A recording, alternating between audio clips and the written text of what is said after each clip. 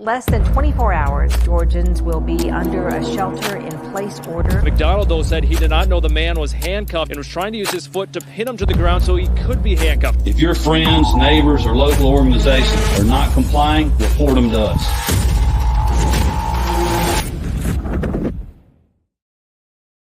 Howdy, y'all. Welcome to the Free Georgia podcast. My name is Jake Green. Thank y'all so much for joining me today. We've got a wonderful guest today, Miss Victoria Salvia. She joined the LP a couple of years ago, has been doing some great work. But before we get to that, let's go over to lpgeorgia.com. If you want to know anything about the Libertarian Party that's operating here in Georgia, you can go to lpgeorgia.com. We have all sorts of info on there, including the world's smallest political quiz, which if you've never taken it, I highly suggest you take it because it'll maybe enlighten you on things that you didn't know about yourself. You can also get involved in a multitude of different ways. Sign up for our newsletter. You can go to events. You can register to vote. You can submit a blog submission.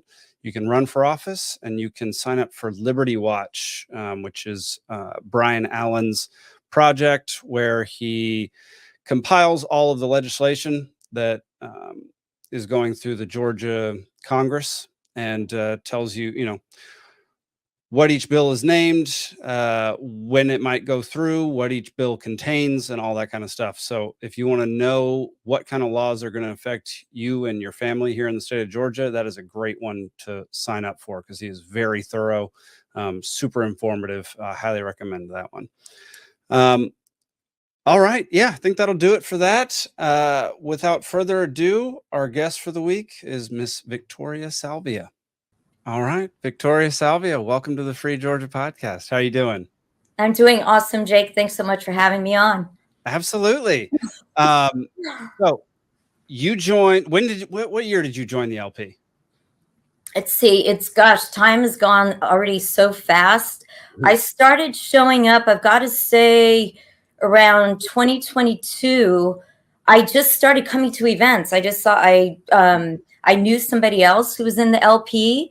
And I met this other guy through one of these freedom groups that I was in. And he started forwarding information about different events that the LP was putting on. And they just looked really interesting. I think the first one was a shooting range event.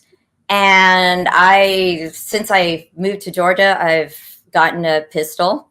I needed some work. I mean, I needed to practice on my pistol. And so I thought, well, why not? This is a perfect opportunity. And so I went ahead and I showed up at the shooting range event and I started meeting some of the people and just started talking to them. And I really, I really thought that I really related to these people. And another thing is I actually have been going to some other freedom events and freedom groups here in Georgia. And I just wanted to see who would be the most action oriented. I know that there's a lot of people wanting to do a lot of good things here in Georgia as far as freedom. We need, though, to take action and really, really just move forward and be proactive about this kind of stuff as far as what's really going to change the landscape. And so therefore, being part of a group who's actually sponsoring shooting range events. So we go and we learn how to be able to defend ourselves because that's going to be very, very necessary if or I hate to say when the government gets more tyrannical, yet we need to know how we could just protect our rights as sovereign beings. And that means we need to know how to shoot. So I started showing up at different events. And then another thing that was really good was a brush fires event. And this was how to publicly speak.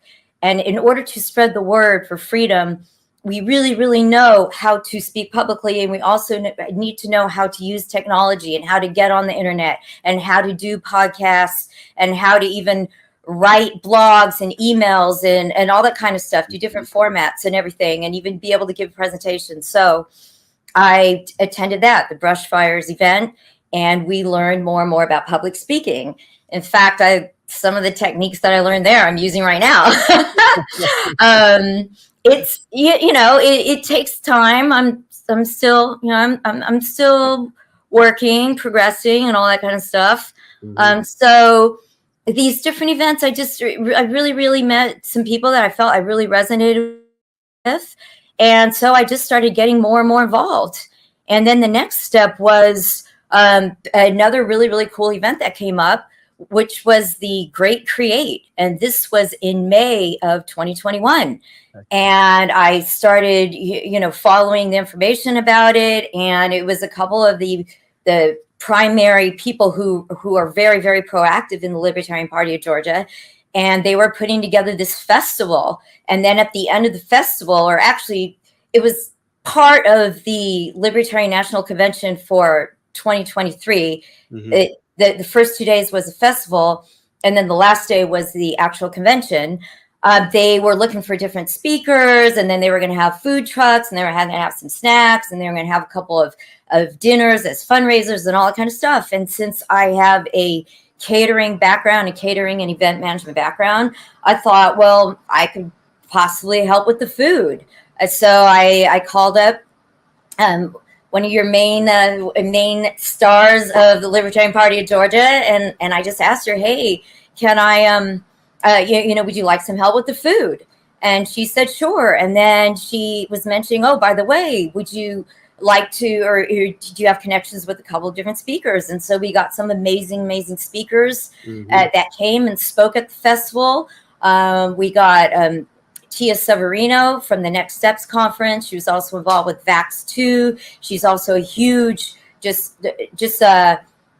speaker against some of the some of the injuries that vaccines can cause, especially autism and all that kind of stuff. She's very, very active in the community. Also, we got Derek Rose to come, and he's also he's also in a couple different platforms. He's part of the Conscious Resistance Network. We also got Mark Passio to speak, who is a star in the freedom movement, who's an absolute legend. He's actually, in my opinion, the most vital, significant, and relevant voice of truth in this time in history. His stuff is amazing. You really got to check it out. I can't recommend his stuff enough. So we got him to speak, which was incredibly generous that he came down and did that for us. Thank you. All three of those people. Plus, there's some other superstars. Shane Hazel of the Libertarian Party came to speak, and just a lot of other people who spoke about different aspects of how you basically can be more of a sovereign being and the skills involved with that. So it was a really exciting event. And so I got involved with that, and then I went to the convention, and then I spoke how from my heart about what I thought could be done, and I just kept getting more and more involved in the Libertarian Party. I'm part of the executive committee right now. I also was a delegate at the last convention, the national convention, which was just in Washington, D.C. That was a great time. I saw you there. That was a wild ride. We did select our presidential candidate, which is who is Chase Oliver, and also his running mate, the VP running mate, Mike Tremont. And so these guys will be running in November. We really have an issue this year. I know, Jake, just letting everyone else know that we have this ballot access issue this year, where we really are depending on these presidential candidates to obtain at least 1% of the registered voters vote under the Libertarian Party, the candidate ballot.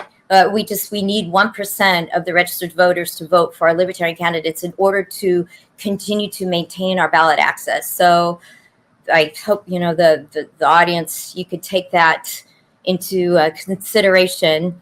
Heck yeah. This is very, very important. Yeah. And you can go to freedomindeed.com to learn more about the ballot access issues. This doesn't just apply to libertarians either. It applies to any third party that isn't a Republican or a Democrat. So if you want to learn why certain parties are kept off the ballots, why candidates are kept off the ballots, and why you only really ever see D's and R's in certain situations, go to this website and learn all about it, because it's people think we live in a democracy. We don't live in a democracy. We barely live in a republic. Yeah, there's a lot of shenanigans that have been pulled over the last 150 years. I know, over the past like 6 months, even, you know. Yeah. Yeah. Well, I think the first time I met you was at the Great Create, which was a phenomenal event, and it's happening again this year, which I'm uber excited about. Yes. September. As soon as we get more information about that, we will definitely be broadcasting that on here, advertising for it on here regularly, because Great Create, I mean, it brought so many people from so many different spaces in the liberty individualism movement. Yes. And they were all great. I mean, you mentioned a few of them. Derek Bros is one of my favorites. Yeah. That guy gets things done. Yeah, I didn't get to watch the Mark Passio speech, which was unfortunate. I was doing some other stuff, but yeah, it was a great time. And this year's going to be, I think, even bigger and even better. And it's going to be down in, it's Omaha, Georgia, right? Yeah. Omaha, So Omaha Brewing. Yeah. It's going to be down there. Yeah. So it was a really good time. I mean, if anyone wants to check out more of Mark Passio's work, just go to whatonearthishappening.com. And you could check out all his stuff. There's a lot of phenomenal stuff. I especially recommend his natural law seminar, which I'll be speaking about later, about natural law. But anyway. Nice. So, yeah. What was there any like singular moment that made you realize you wanted to join the LP, or was it just a like buildup of a bunch of different things? Well, I knew that tyranny, it's increasing more and more and more. And in fact, I mean, this is kind of leading up to everything. I had been living in New York for a long time. I'd even left New York because it got so tyrannical over there. And I came to Atlanta, and again, I joined some of these different freedom groups. I met a lot of different people, and just, I felt overall that there were a lot of people, they mean well, yet they just don't want to step out of their comfort zone. There's a lot of armchair warriors out there. You know, they go to the meetings, they're in their echo chambers, and they're like, yet they still don't want to go out there and really take action and really move forward. And the LP, and again, they're more about, a lot of them are just about, we got to, elect Trump, or we got to elect RFK or whatever. And the Libertarian Party, oh my gosh, you were at the convention. We were there with, just saying Ed the Fed. I mean, just life-changing chants that we had. I know I skipped around a little bit. I'm just trying to say that after hanging out with these different groups in Georgia, even though I know that people meant well and everything, when I went to the Libertarian Party and I heard what they're about, and there are a lot of anarchists there basically as well. I am also an anarchist, and yet I'm still part of the Libertarian Party. And then people might say, well, you're part of the Libertarian Party, you went to the convention, you were a delegate, you voted for, your candidate to be, and all that. So how do you say you're an anarchist? The thing is that at this time, because we do have government, and basically practically a two-party government, we still, it's sort of like I'm joining the Libertarian Party at this time to bridge from my anarchy stance. Yes, in my opinion, a utopian world would be a world with no government. And by the way, anarchy means no rulers. It doesn't mean chaos. Everybody's like, but anarchy means chaos. That's the brainwashing mind control. Yeah. It does not mean chaos. It means no rulers. So anyway, down the road, down the road, there is a world that is possible where we can have no rulers. Doesn't mean that we won't have rules. Yeah. We do need to have rules based on natural law, based on objective morality, just basically just, just do not do a wrong to another sentient being. And I'll get into that in a little bit as well. So going back to the Libertarian Party, they were the most party to align with at least the least amount of government. And then they're most in alignment with being a sovereign being, liberty, freedom, anti-war, which war is basically just a moneymaker for the wealthy and the elite, the people in charge. Yeah. That's all it is. It's a huge global business. War is a business. So anyway, the Libertarian Party and just their other viewpoints and the road that they're on, especially the Mises Caucus, just saying, they are on the road to abolishing a lot of these entities, such as the Federal Reserve, such as the CIA, which is just another operation to make the rich wealthier.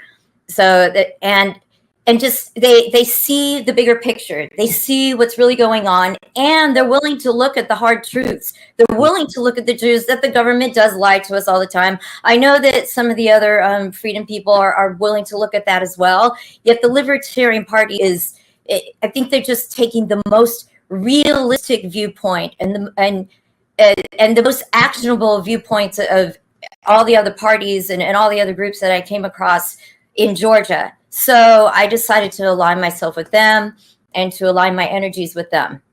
So I love it. I friggin' love it. And yeah, there is libertarianism, I think, was born out of anarchism. I think that was kind of where it got its start, is the idea that every individual owns themselves, that if you're voting at all, you're not an anarchist. I understand how people believe that. I personally don't. My personal opinion, I don't see a time when the entire world could be libertarian or anarchist, but I believe in fighting for that and fighting to get to at least a little bit more free than we are now, and getting to the point where governments are so small and so ineffectual that I can live my life how I want to. That would be my semi-realistic goal for the. Well, that's a good point. I mean, yes, I see what you mean. And also maybe another way of that I look at it is, at least if there's going to be an entity called government, then they would be is completely just an administrative entity to serve the people. They would be like the people's secretary, if you will, the people's assistant. They wouldn't be ruling over the people, but they probably wouldn't be able to be called government then. They'd have to, like the administration of the United States Republic or something. Right. So that I could see that, because a lot of people are like, well, then who would, build the roads or whatever? Like we could privatize all that. Yes. It's just, the thing is, again, about government is it's about them really basically being a different form of royalty rather than just one ruler, a king or a queen. We have a couple different people who act actually as puppets for the people in the shadows, the shadow government, aka the Illuminati or whatever you want to call them, the elites, the ruling class, the social engineers who really run things. This government is just like the puppets who are the faces of the people behind in the shadows who are really running things. So again, if the public needs an entity just to keep things in order, again, it would be more of like like say somebody has a mansion and they just want like a housekeeper to run the mansion or something like that. Like the mansion being the United States and the people being the family who live in the mansion. And then if you want to have some servants, keeping the mansion in order, that would be a form of quote unquote government that I could deal with. You know what I'm saying? Yeah, I get that. So- I would voluntarily pay for some folks to clean up the United States. Yeah. I mean, the federal government was only ever supposed to be there to enforce our natural rights. They weren't ever supposed to do anything else. They were just supposed to enforce natural rights across the states to make sure states weren't violating human rights, and that was basically it. But now rights, that term gets thrown around all the time to mean whatever anybody wants it to mean, when a right has very specific definitions, and it's not just it does. what you want or what you would like to do. Yes. So I subscribe to your newsletter. I'm very interested. One, how do you have enough energy to write these newsletters? Because you go in depth. And that's more writing than I think I've done in the last 4 years combined in one newsletter. So tell me first of all why you started it, and second of all what your goal is with it. Oh, well, thank you very much. I started it. It basically came from this group, the Atlanta Metro Freedom Meetup. So this was going back, let's see, in 2021 when I first got to Atlanta, and there was it was called Arise USA tour, and it was with Robert David Steele, rest his soul, and Sasha Stone and some other people. And they had this tour, and I went to the event, and somebody named well-known gentleman from Atlanta named Tim Ray. He runs a UI Media Network, and he was basically going around and telling people, look, you really should start these freedom cells. And also Derek Rose is involved with freedom cells and everything, and where you get 8 to 10 people in your community, and you start this group or this little community. And so when tyranny hits, and this was, right in the middle of COVID and everything, and people were frankly concerned that the police were going to show up to their door and say, listen, you have to take the jab or we're going to arrest you. So we were, as in the freedom community, we were saying, well, it's really important for us to get maybe 8 to 10 people to get together with different various skills and start these little freedom groups. And so I thought, well, yeah, that's awesome. So I decided, well, I'm going to start a freedom group, and I live in downtown Atlanta. And so I thought, well, I'll name mine the Atlanta Metro Freedom Meetup. And so I started it with somebody else, another partner, and then we were doing it together, and we had a reasonable, amount of people showing up.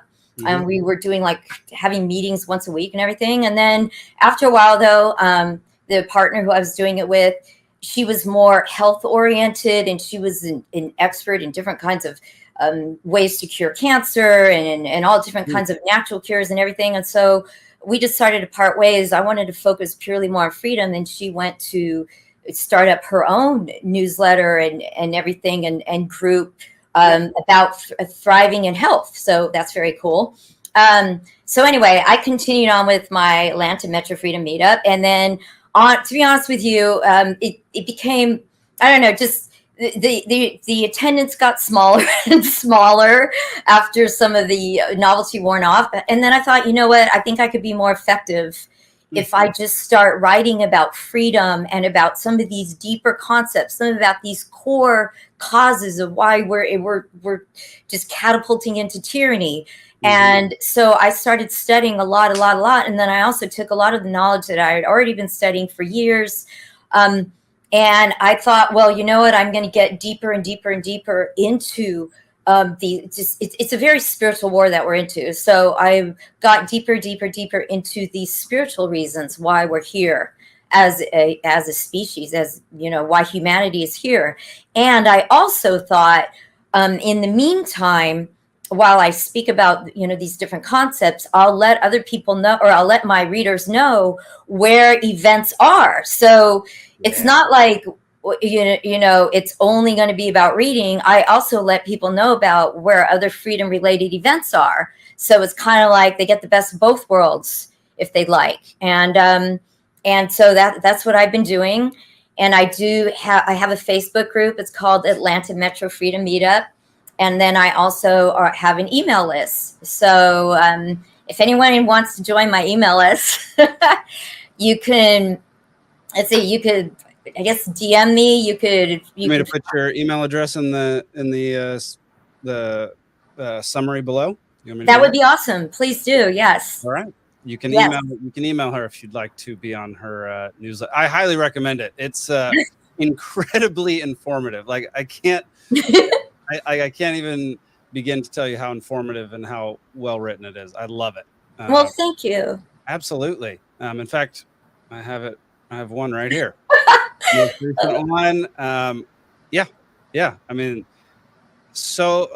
such good details, and I love that you include events, because that is something that I think a lot of freedom and individual minded people don't do a lot, because most of us are off doing our own thing and just want to be left alone, and we don't get together enough to talk about ideas and just, you know, have a community in person. And so like putting events on here is a fantastic thing to do. I think it's super helpful for the, you know, individualism freedom movement. I love it. Well, thank you. I'm glad. Thank you. Absolutely. Yeah. Let's see. I had another question, and I think I just forgot it. All right, we'll move on to the next bit that I was going to talk to you about. So, like I said earlier, I've seen you do a ton of things since you joined the LP. You know, every event that I go to with the LP, you're there or somehow involved. It's very impressive. For people who don't know, the LP Libertarian Party is not a huge organization compared to something like the Republicans or the Democrats. Okay. Those two parties are enormous. There's plenty of people to do very specific jobs. Whereas if you're working in the Libertarian Party, you have to wear a bunch of different hats and you have to do a bunch of different things. And that can be very stressful. A lot of people get burned out. I get burned out probably once a month, and then I just disappear for like 3 days, and then I come back and I'm rejuvenated. Yeah, I hear you. It's a lot of work here. You know, it's a lot of work just in general, but then getting rejected and having people ignore you or laugh at you or get very angry at you for just stating facts or stating truth. Yeah. It can be very hard on your soul, on your heart. And so one of my questions for you is what is it in you that keeps you going and keeps you motivated to keep on doing this? Well, I just, oh God. Oh, shoot. Okay. I didn't mean to get so emotional. Okay. That's okay. I think that, first of all, I think that it's the morally right thing to do. And another thing that really hits home for me is my dad passed away. We just had Father's Day, of course. And my dad passed away on, let's see, July 4th, 2020. And this was at the beginning of the scamdemic. And so he passed away. His last 3.5 months of his life was basically as a prisoner in his assisted living facility because of this scamdemic, because of this psyop that the government did on the public. And I know a lot of people, they're very mind controlled and they don't see it as a psyop, and they're like, oh my gosh, how could you say that? It was a real pandemic and all that. No, it was a psyop. And so the fact that my dad had to spend, excuse me, the last 3.5 months of his life locked up in his assisted living facility, and we couldn't visit him. And I was living in New York I was living in New York at the time, and he was in Southern California. And even though I wasn't going to be able to go into his facility, I was like, Dad, I'll just go on the patio. I'll just sit or whatever. I'll sit outside or whatever it is, you know, to see you. And I was about to go like within the next week or two or whatever. And he just couldn't take it anymore. I mean, and I know that the whole time he was more and more stressed out, and a lot of elderly people were that way. You know, they were, you know, he just kept saying, I need people. And it's like, we're the inmates and all that kind of stuff. And he basically literally passed away from cardiac arrest, which to me was a broken heart. I mean, his heart, you know, and hypertension, which is stress. And that's exactly what he was going through the last 3.5 months of his life. And this was because the government did this psyop on us. And a lot of wealthy people, the elite in the shadows, made a lot of money.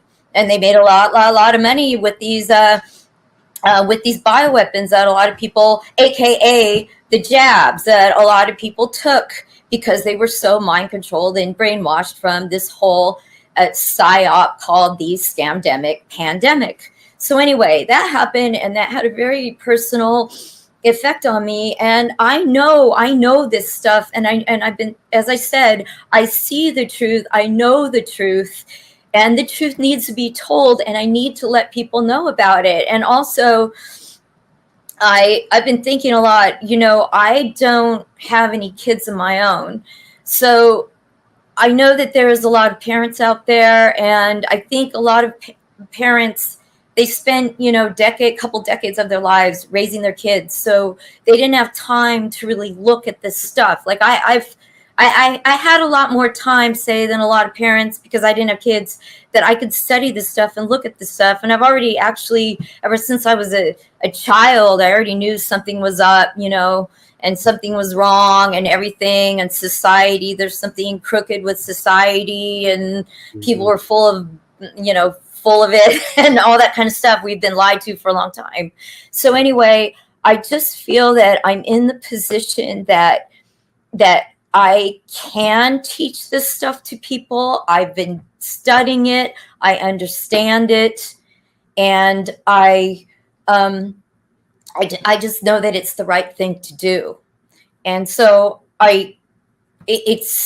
we're all put on this earth for something. And some people were put on the earth to give birth to kids and to repopulate the earth and all that kind of stuff. Some people do different things. Some people are farmers, or some people are scientists, or whatever it is, teachers.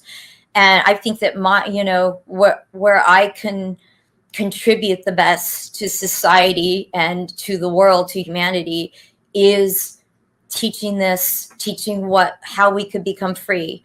And the answer is, as you had brought up, it's a deep understanding of natural law and objective morality. And what that is what the word natural comes from. It comes from the root NTR, neter. It's an Egyptian word. And what that means is spirit.